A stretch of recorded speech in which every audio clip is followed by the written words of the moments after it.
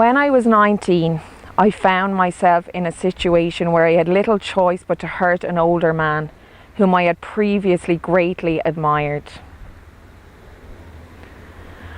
I don't believe that it was my fault, because I tried to do what I thought was the right thing.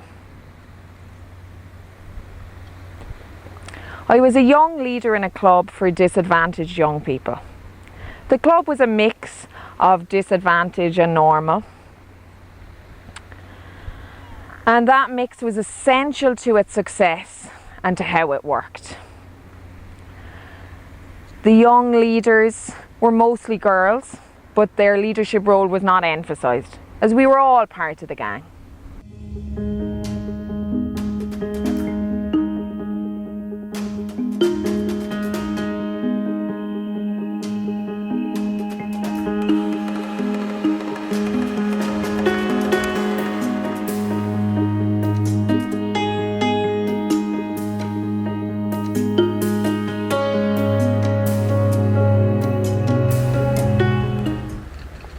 After many happy years of weekly socials, adventure weekends, parties and holidays, an event took place that caused things to spiral out of control.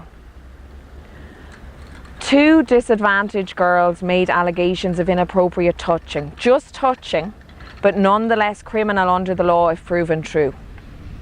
I'm not even sure that the allegations were against the club leader only, or if some of the other younger men in the club were also accused. Ironically, the terrible events into which I was now thrust involved drama. And I have since become an actress. The club leader was very creative, and he had developed young leader courses using role plays, which of course involved drama. His eventual objective was to use drama to help integrate the advantaged and disadvantaged, to break down a social barrier. He had been greatly impressed by some young German women using dance and pantomime to reach young, potentially violent German right-wing youths.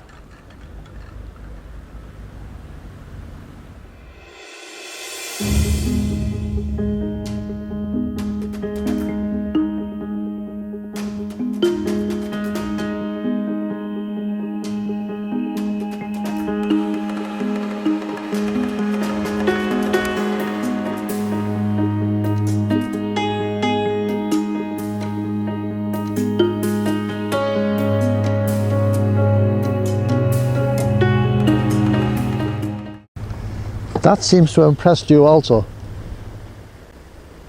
Well, he had actually seen it in action in Berlin, where he witnessed a group of fascist chanting young men being confronted by 4 German women dressed as clowns who insisted on dancing with them.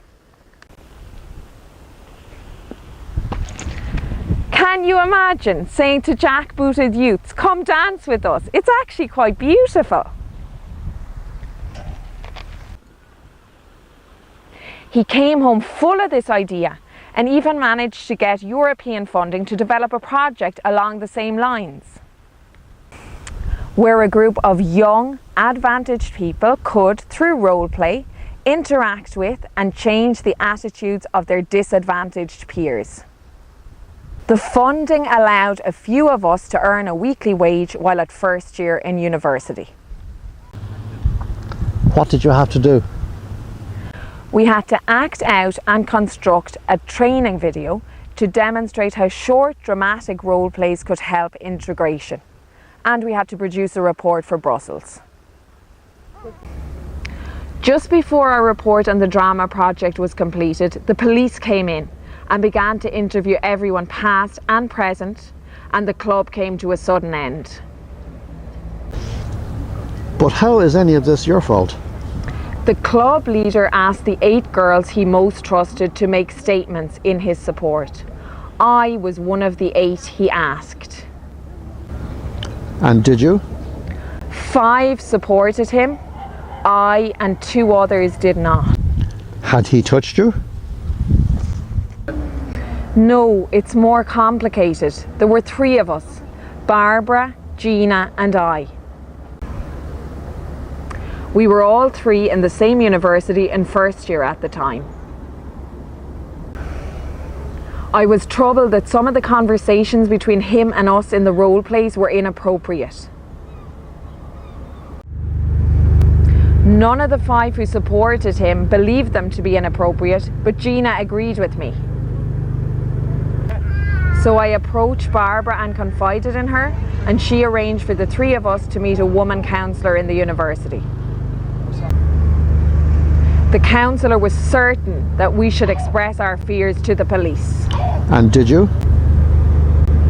Yes, instead of writing statements supporting him, to write about how we considered his conversations with us inappropriate. I'll tell you the rest when we get to the lighthouse.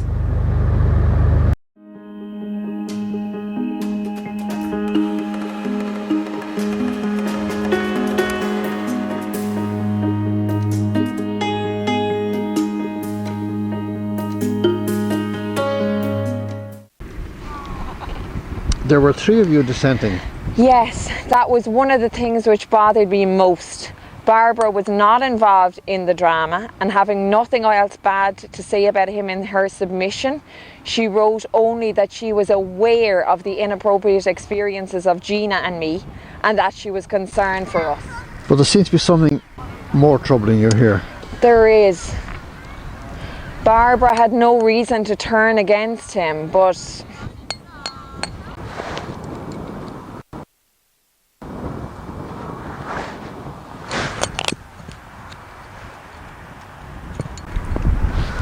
Go on. the whole situation was very serious to me. The decision to write the report against him for the police, the worst thing that had ever happened to me in my life. But she was enjoying the scandal of it, as if it was all great fun. So I wrote an 11-page report listing all my concerns about the role plays. The police told me it was the longest by far of all the submissions, and that it would have a huge impact on the case. The police were very encouraging and seemed to be pleased with what I had written. So if you were truthful, you really have nothing to worry about. I wrote nothing that I did not believe to be true. Did you leave anything out? Yes. What? I did not say that the conversations and role plays were in the context of a European funded drama project.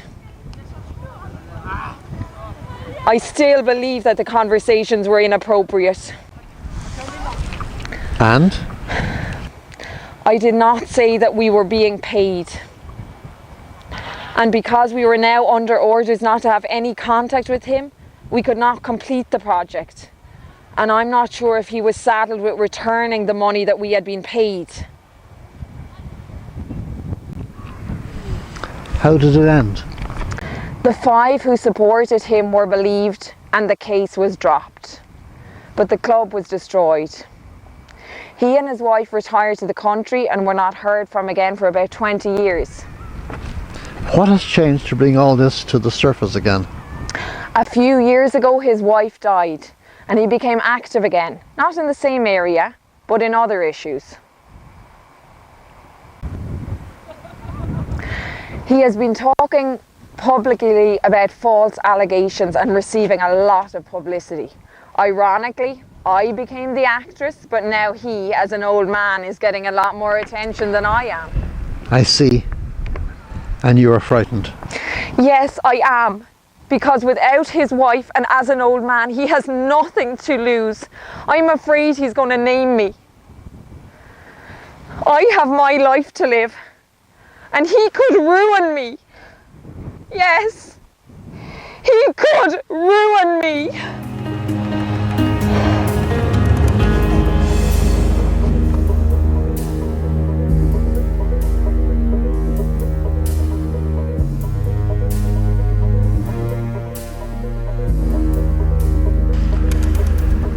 Looking back now, do you still think that you were a victim? Yes, I do. But as much a victim of a society that I trusted as I was a victim of him. I trusted the authorities, and I believe they betrayed me.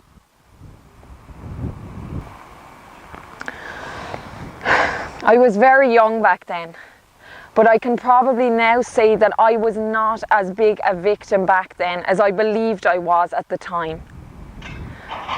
But I am definitely a victim now.